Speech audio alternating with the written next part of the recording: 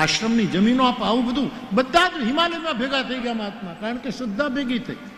પછી કોઈ ટક્યા નહીં, કારણ કે ટાઢમાં રહેવું કેમ, ઉનાળામાં જાય પછી નીકળી જાય, ઉનાળામાં જાય અને પછી ઉનાળામાં ત્યારે ને પછી આ બાજુ આવે. બાકી પ્લોટ ક્યાં આપેલા. આપણે મંગલનાથ બાપુ હતા ને જુનાગઢમાં, એ સરપંચ હતા ભવનાથમાં. મંગલનાથ બાપુ પ્રજ્ઞચક્ષ બાપુ, હા ના બાઉ ફાટલ બાઉ, હા એની અમારી કથા રાખેલી મંગલનાથ બાપુ ત્યાં. અને પછી પોથી યાત્રામાં મારે જવું પડ્યું, એટલે મને કે બાપુ હાથી ઉપર બેસવાનું છે. કીધું બાપુ રહેવા દો ને હાથી ઉપર, મને બહુ એક તો શોભાયાત્રા. નહીં બાપુ નહીં, આ સાધુની કથા છે તમારે. પેલા શિવજીનું મંદિર છે જુનાગઢ, જ્યાંથી તળેટીમાં આપણે જઈ, હાથી શણગારેલું, હું ની બાપુ બે હાથી ઉપર બેઠા, એના ફોટા છે. ત્યારે મેં સંકલ્પ કરેલો કે હાથી ઉપર બેઠા છીએ, હવે સમાજ ગધેડા ઉપર બેસાડે એના પહેલા આપણે જાતે ગધેડા ઉપર બેસી. અમારો સંકલ્પ આ વિનોદ નથી, ગંભીરતાથી મેં કરેલો. કારણ કે તું સમાજ છે, આજ હાથી ઉપર બેસાડે, કાલે એ બધા ભેગા થઈને બેઠ, એના કરતા આપણે ન બેસી જાય. અને કચ્છમાં ક્યાંક કથા હતી, ક્યાં હતી, કેરામાં કથા હતી. હું સાંજે ભિક્ષા લેવા માટે નીકળ્યો આકો સાથે. એમાં સારા મનોરથ કરીને ભગવાન પૂરા કરે. એમાં એક પ્રજાપતિ કુંભકાર માટી લઈ, મીઠું માટી કાંઈક હતું છાલકું નાખેલું, અને ગધેડા લઈ દીકરું. રસ્તો સુમસામ હતો. મેં ડ્રાઈવરને કીધું ગાડી ઊભી રાખ, મનોરથ પૂરો થાય છે, અહીંયા કોઈ જોતું નથી અને મારે આના ઉપર સવારી કરવી છે. મને કે બાપુ પણ આ તું રહેવા દે ને, મને શું કામ શિખામણ આપું.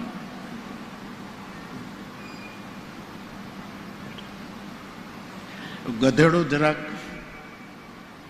આમ તંદુરસ્ત, મને જરા ચડવામાં તકલીફ પડે, કેમ મારે ચડવું. લેંઘો પહેર્યો હોય તો એકદમ ચડી જવાય. જ્યારે શિક્ષક હતા જ્યારે લેંઘો પહેરતા એમાં તો વાંધો ન હોય, પણ હવે ધોતી પહેરી હોય ને એમાં બધું ચડવું જરા અઘરું પડે, પડી જઈએ આપણે, બીક લાગે આપણે. એટલે આ હકો ટેબલ થયો. આ 4 પજે આણે ઘણા સત્કર્મો કર્યા છે. આ માણસે બહુ સત્કર્મો કર્યા. એક તો શરીરનું મોટું અને આમ થયો એટલે મારે બહુ સરળ થઈ ગયું. મને કે મારી પીઠ ઉપર હાથ મૂકી, માથું પગ મૂકીને તમે ચડી જાઓ. છાતી ઉપર પગ મૂકીને ચડ્યો તો તારો ધર્મ વધી જાત, કારણ કે ધર્મનો જન્મ છાતીમાંથી થયો છે, પીઠમાંથી અધર્મનો જન્મ થયો છે. પણ એણે મને મદદ કરી. એ મંગળદાસ બાપુ, મંગળનાથજી બાપુ સરપંચ હતા, એટલે કોઈ સાધુ સંત જાય ને મારે આશ્રમ કરવો છે, એટલે એ બાપુ એમ કહેતા પોતાને અંદર 3 કિલોમીટર જુનાગઢના જંગલમાં. નહીં બાપુ રોડ ઉપર. તો કે તારે આશ્રમ કરવો છે કે દુકાન કરવી છે.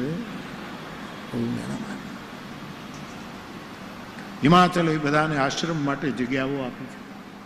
તમે અહીંયા રહો, સાધુને બોલાવવા ન પડે. શ્રદ્ધા જે દિવસે મારા અને તમારા જીવનમાં જન્મશે, સાધુડા વગર આમંત્રણે આપણે ત્યાં આવીને ઉભા રહે.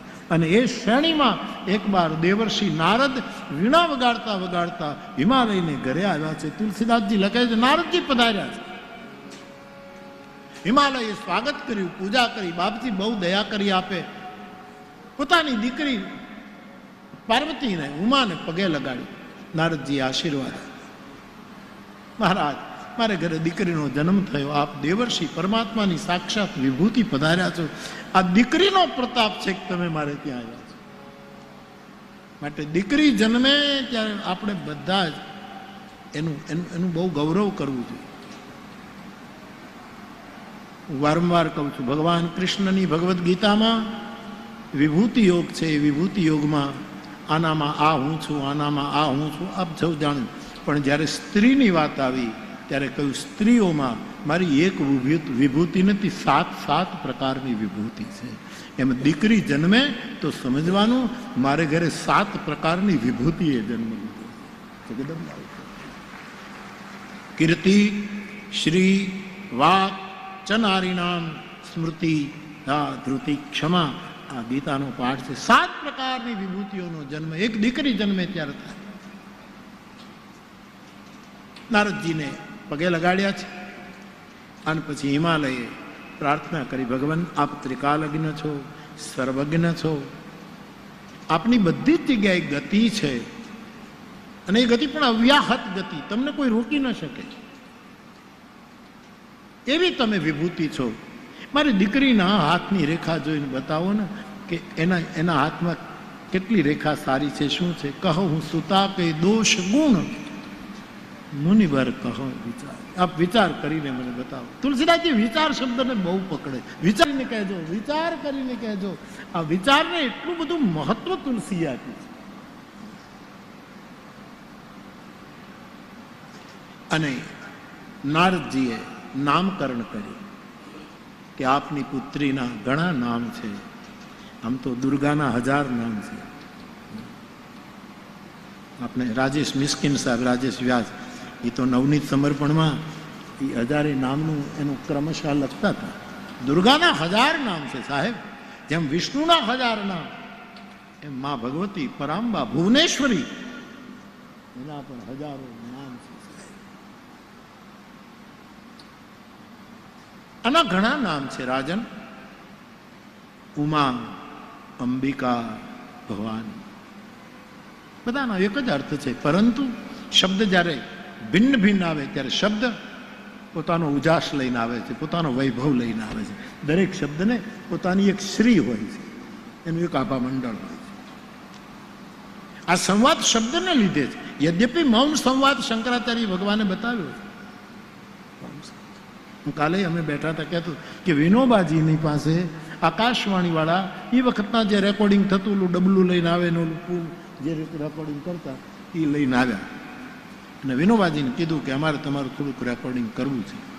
વિનોબાજી કીધું કે તો હું કરાવું, પણ તમે મારા શબ્દોનું રેકોર્ડિંગ કરી શકશો, મારા મૌનનું શું કરશો? મૌનનું કેમ રેકોર્ડ કરશો?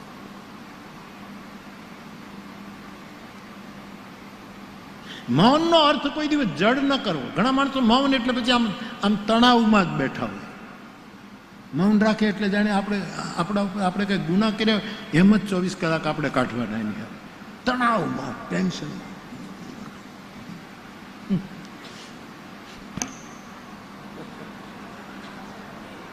ચા બનાવે અને આપણે ન સમજીએ તો ખીજાય એની આંગળીઓ ધ્રુજે.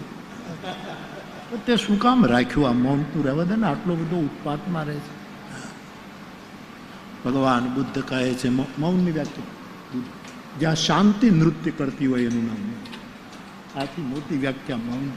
મૌન એટલે જડતા નહીં. એક સાધુ પુરુષ મૌન બેઠો હોય ત્યારે આપણને એમ થાય કે શાંતિ અને એક સત્વ શુદ્ધ ઉર્જા નૃત્ય કરે છે. આજે બુદ્ધની વ્યાખ્યા છે, એનું નામ મૌન છે. તો શબ્દ જ્યારે આવે છે ત્યારે એનો એક વૈભવ હોય છે, એનું એક ઐશ્વર્ય હોય છે. આપણે આપ દીકરી તરીકે, અને તમારી દીકરી તરીકે એનું નામ ઉમા છે. શિવની અર્ધાંગીની તરીકે એનું નામ ભવાની છે. ભવાની શંકરૌ વંદે. પત્ની તરીકે ભવાની છે અને જગતની માતા તરીકે અંબા છે. અંબા એટલે માં, અંબ એટલે માં, અંબિકા. ઉમા, અંબિકા, ભવાની આવા નામ રાખ્યા છે. તમારી દીકરી, માતા પિતા તમને બહુ જ ગૌરવ આપશે. હિમાલય, આ તમારી દીકરીના મંદિરો બંધાશે, એની નવરાત્રિઓ ઉજવાશે. જે સ્ત્રી તમારી દીકરીના પાતિવ્રત્ય ધર્મનો આશ્રય કરશે એના સુહાગ અખંડ રહેશે. અને પતિવ્રતા ધર્મની તલવારની ધારા ઉપર સામાન્ય સ્ત્રી પણ ચાલી શકશે, જે આ તમારી દીકરીનો આશ્રય કરશે. જગતમાં મંદિરો બંધાશે, ઝાલરું વાગશે, એની આરતી. આ તમારી દીકરીના બધા લક્ષણો છે. હિમાલય, તમારે રાજી થવા જેવું છે. તમારી દીકરીનું સૌભાગ્ય અખંડ રહેશે. હિમાલય બહુ રાજી થયા, મૈના મહારાણી બહુ રાજી થયા. અને પછી ધીરે રહીને નારદજીએ કહ્યું કે હવે થોડીક રેખા આપણને ન ગમે એવી પણ હાથમાં છે, એ હું તમને બતાવી દઉં. મહારાજ જલ્દી બતાવો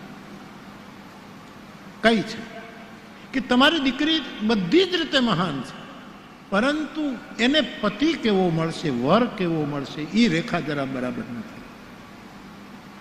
અને કોઈ પણ મા બાપને દીકરી માટે ઘર અને વર એ બેનું બહુ મહત્વ છે. કેવો વર મળશે.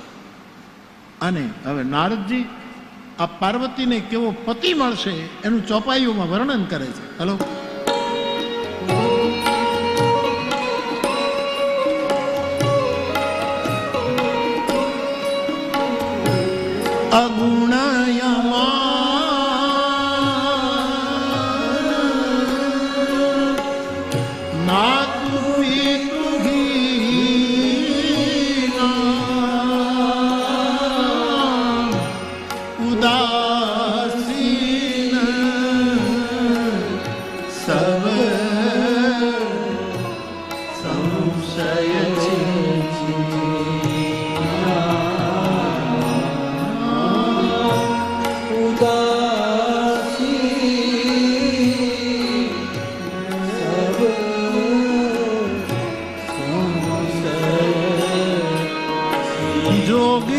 જટિલ યકામતન અને નગન યમંગલ ભેષ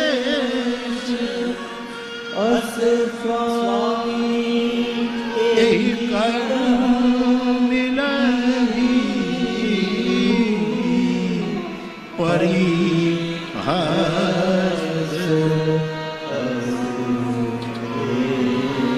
નગાધીરાજ હિમાલય તમારી દીકરીને કેવો પતિ મળશે? પહેલું અગુણ, જેનામાં કોઈ ગુણ નહીં હોય. હવે કોણ બાપ દીકરી આપે આવા વરરાજ? એનામાં કોઈ ગુણ જ ન હોય. પણ બે અર્થ, તમારી દીકરીને પતિ એવો મળશે જે ખાલી સગુણ નહીં હોય, નિર્ગુણ પણ હશે. નિરાકાર મંકાર મૂલ્યમ તુરિયમ ગિરા જ્ઞાન ગોતી, તે નિરાકાર નિર્ગુણ અને સગુણને પણ સંકેત. શિવ અગુણ છે, પણ જેટલા અહીંયા શિવજીના દોષ ગણાવ્યા છે, ભગવાન રામના જન્મનું નક્કી થયું ને આકાશવાણી થઈ કે હવે હું પ્રગટ થઈ, પછી બધા ભેગા થયા. બ્રહ્માજી કીધું બધા જ વાનર બની જાઓ, ભગવાન આવે એના પહેલા ધરતી ઉપર જતા રહો. અને જે બીજાને સલાહ આપે એને પહેલા કરવું જોઈએ. એટલે બ્રહ્માએ કીધું હું જામવંત બનીને જાઉં છું, આપણે બધા ભગવાનના પહેલા પહોંચી જઈએ. શંકર ભગવાન બેઠા હતા, એને કીધું તો પિતામાં હું હનુમાન બનીને જાઉં છું. હનુમાન બની તો પછી હાલો. હનુમાનજી કહ્યું 1 મિનિટ, શિવજી કહ્યું 1 મિનિટ, કેમ? હું ઘરે પૂછી લઉં. કોને નિર્ણય કર્યો? કોને પૂછીને તમે આ નિર્ણય કર્યો? કોને પૂછીને વેહ કાઢ્યો? મને પૂછવું તો જોઈએ. એટલે પાર્વતીને પૂછવા ગયા કે દેવી મારે વાનર બનવું છે. હનુમાન કે શું કામ? કે અત્યાર સુધી હું અગુણ હતો, પણ જ્યારે હનુમાન બનીશ ત્યારે સકલ ગુણ નિધાનમ, બધા જ ગુણોનો ભંડાર, મારા બધા જ દોષ છે ગુણમાં પરિવર્તન. એક એક શબ્દ મહત્વનો છે. શબ્દ બ્રહ્મથી ભરપૂર રામચરિતમાનસ. એક આકાશ છે મારું રામચરિતમાનસ, એમાં શબ્દના નક્ષત્રો ઝલકી રહ્યા છે, ચમકારક. અને આજ સુધી એક તારો ખર્યો નહીં, ખર્યો નહીં સાહેબ. નક્ષત્રો ખરતા આપણે ગામડામાં જોઈએ છીએ, તારા પડી જાય. આવું એક આકાશ રામચરિતમાનસ નભમંડળ છે, નભમંડળ. તુલસીદાસજી તો પોતાના સાહિત્યમાં નભ વાટિકા કહે. આકાશ એક વાટિકા છે. અશોક વાટિકા તો હોય, પુષ્પ વાટિકા તો હોય, ગામડે ગામડે નાના નાના ઉદ્યાનો હોય, પણ તુલસી કહે નભ વાટિકા. નભ વાટિકા એની વિસ્તાર વ્યાપક, સીમામાં આબદ્ધ નહીં, અસીમ. અસીમ અગુણ્યમાન માતુ પિતુ હીના. અત્યારે મને કોઈ માન નથી આપતું, કારણ કે હું સાપને રાખું, વીંછીને રાખું, આમ દિગંબર રહું, ભસ્મ ચોળા કરું. કોઈ મારું માન કોઈ નથી રાખતું. મને કોઈ બોલાવે નહીં. હું પરાણે જાઉં એક વાત જુદી છે, પણ મને કોઈ આંગણે આવવા ન દે. કોઈ માન નથી રાખતું. પણ જ્યારે હું હનુમાન બનીશ ને દેવી, ત્યારે તો નાળિયેર વધેરા છે, ત્યારે તો સિંદૂર ચડાવશે, ત્યારે તો લોકો સૂત્રો ચડાવશે, મારી માનતાઓ કરશે. હનુમાન ચાલીસાના પણ મને માન અગુણ અમાન માતુ પિતુ હીના ભવાની મને રજા આપો હનુમાન થવાની. અત્યારે માતા પિતા નથી શિવના રૂપમાં, પણ જ્યારે હું હનુમાન બનીશ ત્યારે રામ જેવો બાપ મળશે ને જાનકી જેવી મા મળશે. માતા રામો મત પિતા રામચંદ્ર, મહર્ષિ કૌશિક બોલ્યા છે. મારા એ મા બાપ મળશે. આ બધા જ દોષ મારા ગુણમાં પડશે. માતા રામો મત સખા પિતા રામચંદ્ર, સ્વામી રામો મત સખા રામચંદ્ર, સર્વસ્વમ મેં રામચંદ્ર, દયારુ નાન્યમ જાને નહીં. હું બીજા કોઈને ઓળખતો જ નથી. મારો બાપ રામ, મારી મા રામ, મારો ભાઈ રામ, મારો સ્વામી રામ, મારો સખો રામ. નાન્યમ જાને નૈવ જાને ન જાને. માતા રામો મત પિતા રામ, મને સીતારામ જેવા મા બાપ. અગુણ્યમાન માતુ પિતુહીના ઉદાસીન. શિવના રૂપમાં ઉદાસીન એટલે મારે દાંત કાઢવા હોય તોય ન કઢાય. ઉદાસીનમાં એવું આપણે હસવું હોય તો હસાય નહીં, તો એમ કે આ ઉદાસીન છે ને, ચૂપચાપ મોઢું ચડાવીને બેસી જ રહેવું પડે. નહીં, મારે હનુમાન બનીશ ત્યારે હું એવો ઉદાસીન નહીં રહે. મારી ઉદાસીનતા રામ નામનું કીર્તન હશે ત્યારે નર્તન કરતી હશે. એ હનુમાનના શરીરમાં મને ફાયદો થશે. અગુણ્યમાન માતુ પિતુહીના ઉદાસીન સબ સંશય ક્ષીણા. બધા જ સંશય ક્ષીણ. નારદે કહ્યું તમને એવો પતિ મળે. ત્યારે મારા બધા સંશયો બધા ક્ષીણ, પણ જ્યારે હનુમાન બનીને આવીશ ત્યારે એવું પાંડિત્ય લઈને આવીશ કે જેને જેને જગતમાં સંશય થયા છે બધાના સંશયોને મટાવી અને વિશ્વાસની સ્થાપના કરી દે. વાલ્મીકી રામાયણમાં જ્યારે પહેલી વાર હનુમાનજી મળે છે રામને, અને એ વખતે હનુમાનજી જે બ્રાહ્મણના રૂપમાં વાતો કરે, ભગવાન રામ આમ આમ જોઈ રહ્યા છે. લક્ષ્મણજીને થયું કે મારો પ્રભુ આટલી તન્મયતાથી કોઈને સાંભળે નહીં. આદર બધાને આપે, શીલ બધાને આપે, દાદ બધાને આપે, પણ આટલી તન્મયતા હું પહેલી વાર જોઉં છું. પ્રભુને પૂછ્યું કે ભગવાન આ બ્રાહ્મણ દેવતા બોલે છે એમાં આપ આટલા બધા. કે લક્ષ્મણ એક વાત કહું, મેં મારી જિંદગીમાં આવો વિદ્વાન બ્રાહ્મણ નથી જોયું. આજે બોલે છે અને છંદનું કેટલું જ્ઞાન છે, અને વ્યાકરણ શુદ્ધિ અને શબ્દ શુદ્ધિ કેટલી છે. આ વેદ ભણેલો છે અને સંહિતાઓને કંઠસ્થ કરી છે. આવું વૈદુષ્ય મેં, એટલે હું કંઈક વચ્ચે બોલીશ તો બોલતો બંધ થઈ જશે. એ એવું બોલે છે કે મને સીતાનો વિયોગ ભૂલાઈ જાય છે, મને પીડા ભૂલાય. માણસની વાણી શું કામ કરે, બ્રહ્મને પણ સુખી કરી દે. એને બોલવા દો, એના બોલવા દો. ઉદાસીન સબ સંશય ક્ષીણા જોગી. નારદજીએ કહ્યું તમારી દીકરીને પતિ જોગી મળશે, જોગી મળશે. અને હનુમાનજી જેવો વૈરાગી કોણ? વૈરાગ્યનું ઘનીભૂત રૂપ તુલસીદાસજી. જોગી જટિલ. તમારી દીકરીને પતિ મળશે જે જટાજૂટ હશે, જટાધારી હશે. આ બધા જે અવગુણો અહીંયા બતાવ્યા એ હનુમાનના સ્વરૂપમાં ગુણોમાં પરિવર્તિત થયા. દૂષણ ભૂષણ બની ગયા. દૂષણ વે ભૂષણ સરીસ. તુલસી કહે ઘણી વખત એવી ચમત્કાર થાય છે કે આપણા દૂષણો ભૂષણ બની જતા હોય. તમારી દીકરીને જોગી મળશે. હવે લગ્ન કરે તો કાંઈ જોગી પતિ થોડો હાલે ભોગી હોવો જોઈએ ને, થોડોક સંસારમાં રસ લેતો હોવો જોઈએ. આ તો જોગી એ તો કેમ ચાલે? કોઈ એમ કહે કે ભાઈ માંગુ નાખવું છે, પણ છોકરો જોગી છે તો એમ કહે કે રહેવા દો જોગી. જોગી ભલે રહ્યો, સીધી વાત છે. જટિલ. તમારી દીકરીને પતિ એ જટા રાખતો હશે, જટા જૂઠ. કોઈ દીકરી આપે આટલી જટા રાખીને ભસ્મ નાખીને આટી ઉપાડી પાડીને કોઈ આવે મારે પરણવું છે, કોઈ આપે? જટા કાપી નાખે. જટિલ અકામ મન. તમારી દીકરીને એવો પતિ મળશે જેનામાં કામના જ ન હોય. માફ કરજો, લગ્ન એ કામ પર્વ ગણાયું છે શાસ્ત્રમાં. શાદી એ કામ પર્વ ગણાય. એમાં તમે નિષ્કામ બની જાઓ તો તમારે પરણવું જ ન જોઈએ. આ દેવતાઓ દુઃખી છે અને દેવતાઓને દુઃખમાંથી મુક્ત કરવા માટે કાર્તિકેયનો જન્મ કરવાનો છે, એટલે શિવજીને પરણાવવા પડશે. અકામતા, અહીંયા નિષ્કામતા ન ચાલે. ભારતીય સભ્યતાએ બહુ જ બધી વસ્તુનો વિચાર કર્યો છે. યુગો પહેલા એટલું એડવાન્સ તત્વજ્ઞાન આપ્યું છે ભારતીય ઋષિઓ કે આજે બધું પ્રાસંગિક લાગે. જાનકી અને રામ પુષ્પ વાટિકામાં મળે એને શૃંગાર રસના સાહિત્યમાં પૂર્વ રાગ કહેવાય. અને જ્યાં સુધી પૂર્વ રાગ ન હોય ત્યાં સુધી લગ્નનો કોઈ અર્થ નથી. આ તો બધી એકેડેમિક ચર્ચા છે.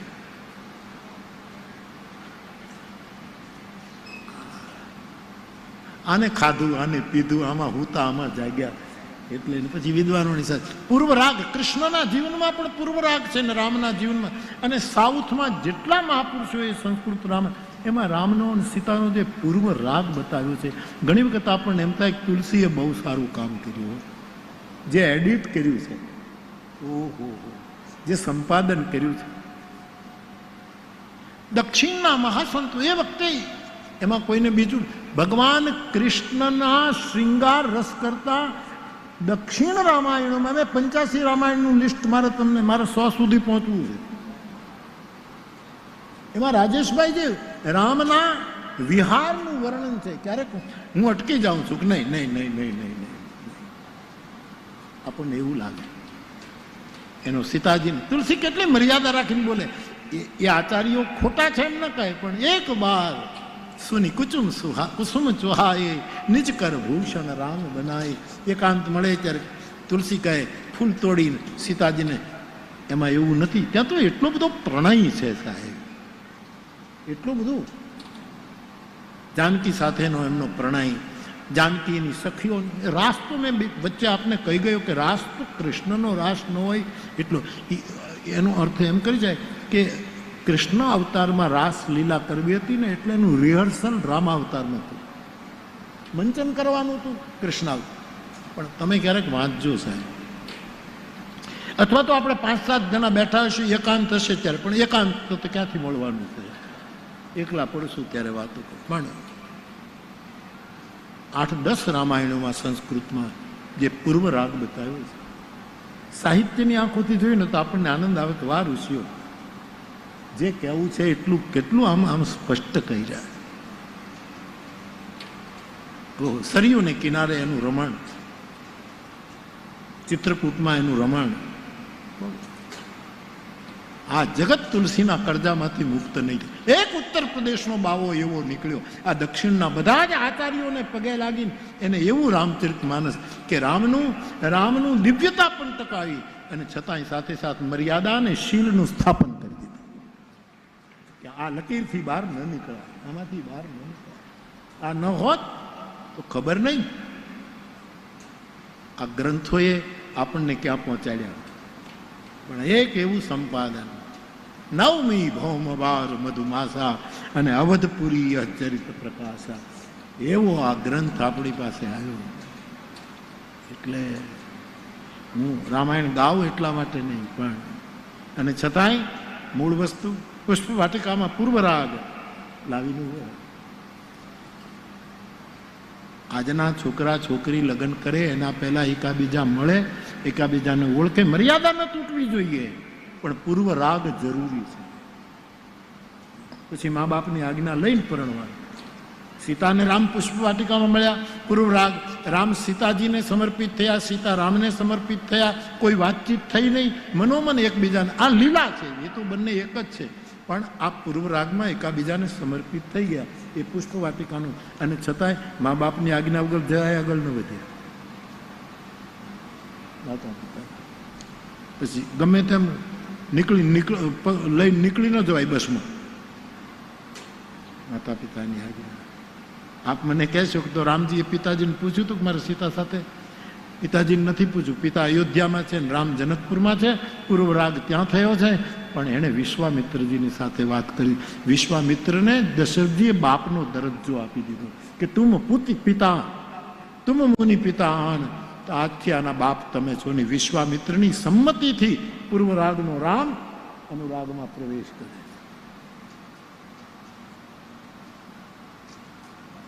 અને જાનકીજી થોડુંક થોડુંક મોડું થયું. સખીઓની સાથે માં દુર્ગાની પૂજા કરીને સુનૈના પાસે ગયા. હૃદય ખોલીને કહી દીધું, માં અયોધ્યાના રાજકુમાર આવ્યા હતા. આ સખીએ મને કહ્યું કે બંને સુંદર. અમે એને જરાક જોવામાં રહ્યા અને માં સમજી જાય ને દીકરી વર્ણન કરે ત્યાં માની મંજૂરી લીધી છે.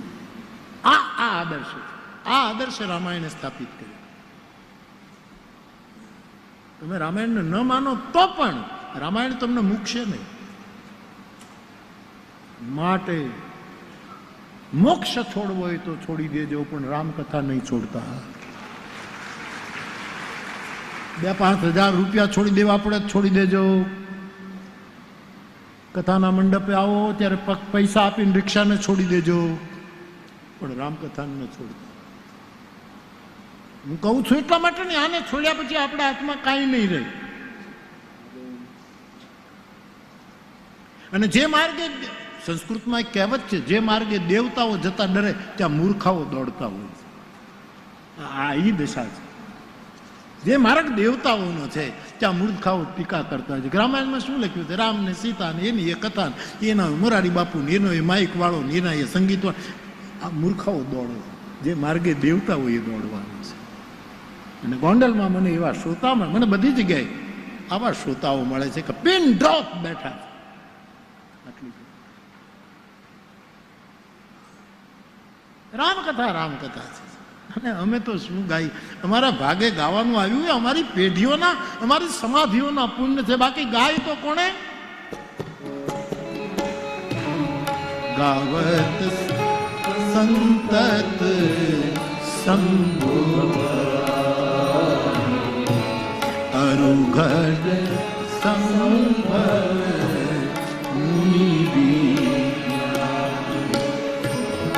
વ્યાસ યાદી કવિ બરજ બઠાની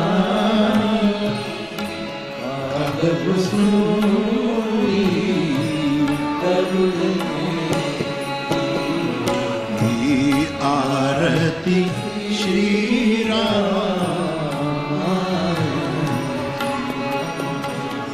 કીર્તિ લલિત સિય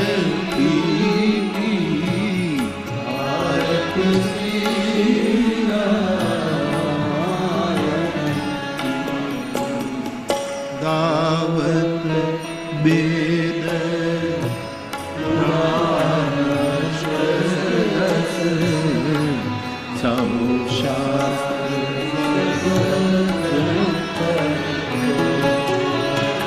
પરોક્ષ અને અપરોક્ષ તલગાજરડાની ગણતરી પ્રમાણે ઘણું ગુપ્ત છે અને બહાર પાડવું પડે. કુલ 108 લોકોએ આરતી ઉતારી છે. 33 દેવતાઓએ ઉતારી. 33 કરોડના પણ 33 ગણો. પછી 4 વેદ, પછી 6 શાસ્ત્ર, પછી ઉપનિષદો, પછી શંકર અને પાર્વતીમાં તો આખી દુનિયા આવી જાય. પછી વ્યાસ, વાલ્મીકી, કુંભજ, હનુમાનજી, વાલ્મીક, આ બધાને તમે ગણો તો એક વખત બેઠા બેઠા 108 થાય છે. આ 108 પરમ તત્વોએ રામાયણ ગાયું છે. સાહેબ આપણે શું ગાઈએ? આપણને તો આ ગાવાનો મોકો મળ્યો સાહેબ, એટલે લહેર કરી. 24 કલાકનો એક જ કાર્યક્રમ રાખજો. પ્રસન્ન રહેવું, મોઢું ચડાવીને ઘરમાં ન બેસવું. ગરમીમાં હોય તો ઋતુની, મોસમની ગરમી રાખવી, મગજમાં ન રાખવી. આમ તો શું છે કે મગજ, આપણે ત્યાં આયુર્વેદના ડૉક્ટરો શું કહે, આયુર્વેદ આવું કે તમારે મગજ શાંત રાખવું અને હૃદયને ગરમ રાખવું. એ ધડકતું રહે એમાં જ જીવાય. આ એમ કે ના મારે થોડોક આરામ કરવો છે તો હૃદયને ગરમ રાખવું અને મગજને શાંત રાખવું. આપણે ઉલટું કર્યું, મગજને ગરમ રાખ્યું અને હૃદયને હાવ ધબકારા બેહતા જાય છે. ઉલટું જીવન જીવીએ છીએ. વૈદિક સંહિતાકારો ના પાડે છે કે તમારે હવે કરવું છે. કોઈ મારી વાત નથી, ચરકાદી સંહિતજ્ઞ આ વાત મૂકે છે. સંહિતા, ચરક સંહિતા આદિ તો એમ કે તમારે પાણી એ ચાવી ચાવીને પીવું, સીધું પી ન જવું. હવે આપણે આ નથી ફાવતું, વાત સાચી છે. પાણીને ચગળી ચગળી